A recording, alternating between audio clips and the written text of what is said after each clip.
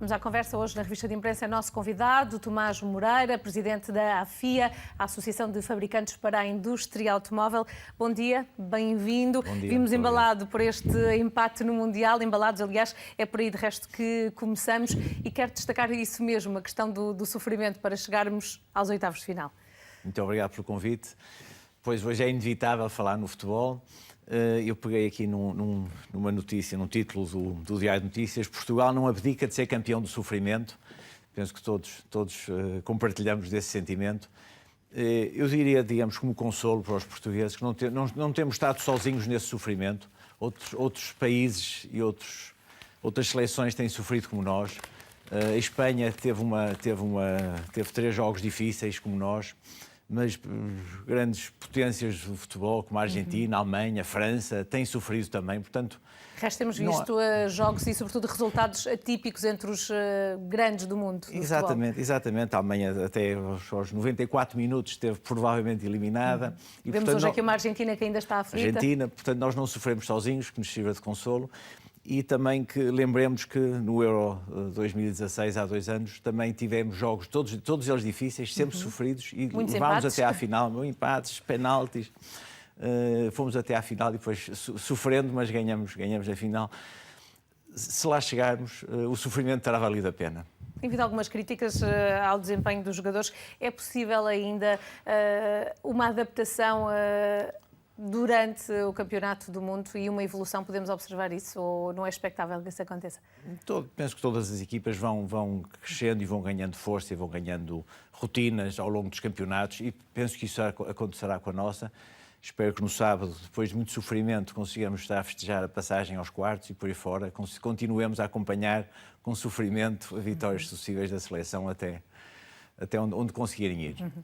Tomás Moreira, escolhe também para tema de conversa um tema relacionado com a transportadora aérea nacional, e não pelas melhores razões. De resto, tem havido muitas críticas por situações relacionadas com a TAP. O JN hoje dá conta de um caso que obrigou várias pessoas, incluindo muitas crianças, a ficarem retidas em Espanha. Exatamente. Neste caso, no JN, são passageiros, um grupo de 9 crianças e várias famílias que estiveram 48 horas retidas em Barcelona. Barcelona nem é muito longe de Portugal, deveria ser fácil organizar voos de Barcelona para Portugal. 2 dias, sem informações, sem respostas. Isto, se fosse um caso isolado, digamos que não teria tanto significado. Mas isto é diário, portanto, a TAP diariamente está a cancelar voos. Alguns sem pré-aviso, voos intercontinentais, voos nacionais, voos internacionais. Quem voa com a TAP está também a ficar na situação. Nós temos orgulho na nossa companhia de bandeira, como temos orgulho na nossa seleção, e também aí somos os campeões de sofrimento, porque a maior parte dos portugueses usam a TAP, usam com gosto a TAP, porque têm carreiras que para nós são importantes, e estamos permanentemente a sofrer, com receio de que as viagens sejam canceladas, com receio que os voos se atrasem. O caso da ponta aérea Porto-Lisboa, em que os atrasos são permanentes. E estas forma situações... de resolver isso, na sua perspectiva, o Governo deve intervir? O Governo não. Quem deve intervir são os dirigentes da TAP, que esperemos que fruto deste mau funcionamento, não venha a ter maus resultados, que depois o contribuinte português tenha que vir a cobrir e a apoiar. Porque a TAP está nos piores índices em termos de pontualidade e de fiabilidade. E não há, isto não tem desculpa. Portanto, quando nos queixamos que os nossos jogadores deviam jogar melhor, a nossa companhia aérea de bandeira portuguesa também devia funcionar melhor, porque nós todos estamos sujeitos não só em turismo e em viagens particulares, mas também as pessoas que trabalham, que precisam a nossa economia está totalmente internacionalizada, nós precisamos de viajar diariamente e não podemos estar sujeitos a que os nossos voos sejam cancelados, sejam atrasados, perdemos as reuniões, perdemos os contactos. E perde-se muito dinheiro pelo meio. Perde-se muito dinheiro. Isto é completamente inaceitável. Eu tenho muita pena de falar de uma companhia em que todos temos orgulho e especificar, mas de facto, as pessoas que dão esta notícia dizem: não fomos de low cost para não sermos tratados como gado. E acabamos tratados ainda pior. Estou a citar uma pessoa. Portanto, as pessoas viajam precisamente com a TAP porque esperam ter um tratamento diferenciado e acabam por ser maltratadas. Isto tem que acabar. Olhando ainda para a questão do dinheiro ou da perda dele, a guerra das tarifas comerciais continua muito também devido à troca de palavras. Escolha este propósito editorial do Jornal de Negócios para tema de conversa. Exatamente. No Negócios tem aqui com o título Trump contra Merkel, a questão das tarifas, a guerra comercial entre a Europa, a União Europeia e os Estados Unidos.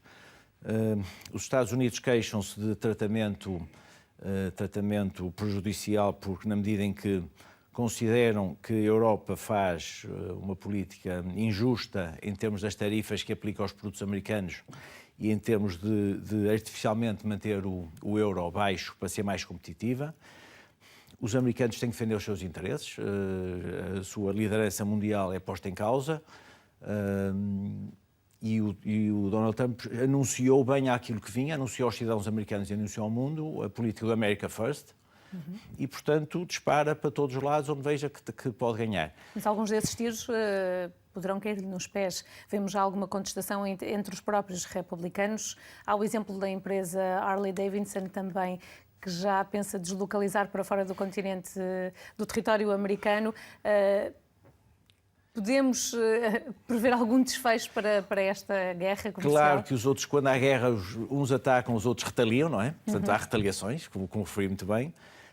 Para nós, portanto, eu estou na Associação dos Fabricantes de Componentes para a Indústria Automóvel. Isto não deixa de ser preocupante. A indústria automóvel tem crescido na América do Norte e tem crescido na Europa. E é um mercado, a América do Norte e os Estados Unidos são um mercado importante para os nossos automóveis fabricados na Europa e para os nossos componentes. E qualquer quebra, qualquer disrupção nessa matéria pode afetar as nossas vendas. Fala-se aqui neste artigo dos carros alemães, os carros são sobretudo carros alemães que são exportados para os Estados Unidos. A Alemanha representa 20% das nossas exportações, estamos a falar de 2 mil milhões de euros de componentes que exportamos para a Alemanha por ano, é muito significativo. Qualquer quebra, mesmo que seja pequena, estes movimentos por vezes desencadeiam crises e desencadeiam situações que depois não sabem onde é que vão parar, não é? Portanto, vemos isto eu não diria com aflição, mas com preocupação e com algum cuidado, não é? Olhando para o investimento, o desafio para que cada vez mais empresas investam em Portugal, pergunto se estamos no bom caminho, e isto para nos levar à forma de escoar os produtos e aquilo que é feito por cá. As ligações ferroviárias devem ser uma aposta cada vez mais importante para essa circulação de produtos? Atualmente, nós sabemos, por inquéritos que fazemos às nossas empresas, que menos de 0,5% das nossas mercadorias são entregues, seja na importação, seja na exportação, são transportadas por via ferroviária. E, portanto, o grosso, 95%, é por rodovia, caminhões.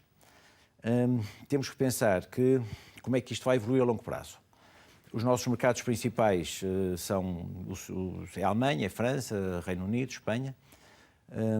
Atualmente temos uma situação em que o petróleo e os combustíveis estão a níveis relativamente baixos. A longo prazo nós temos, eu diria a certeza, que o preço dos combustíveis vai subir e que vai haver limitações à circulação de caminhões. Hoje são as cidades que estão a combater os veículos a diesel e por questões de poluição e por questões também da descarbonização do planeta e do consumo de combustíveis fósseis. A seguir virá uma campanha europeia e mundial contra o uso dos caminhões e vai haver uma pressão forte para transferir a carga de mercadorias do caminhão para o comboio. Isso não é algo que vai acontecer hoje, mas é algo que garantidamente vai acontecer no passado. E nós, neste momento, estamos isolados da Europa, nós não conseguimos, as nossas mercadorias, para chegarem à Europa, têm que fazer transbordos, têm que parar, os transportes não são fiáveis, não são regulares, não são competitivos. Portanto, nós hoje não podemos contar com a ferrovia. Uma linha Aveiro-Salamanca resolveria todos esses problemas ou apenas parte deles? Nós precisamos nos ligar às linhas espanholas que estão interligadas e que vão estar interligadas com a Europa, tanto em termos de mercadorias como de passageiros. Hoje nós temos barreiras que é, por um lado, a bitola, a largura dos raios. Temos outra barreira que é a eletrificação, os sistemas de eletrificação que não são compatíveis Portugal, Espanha, França, ou seja, o mesmo comboio, a mesma locomotiva não pode, tem que parar e tem que se mudar de locomotivas. E também os sistemas todos de comunicação, ou seja, sinalizações, seguranças, comunicações, que também não são compatíveis. Nós temos que ultrapassar isso e temos que criar uma linha nova de Aveiro para Salamanca.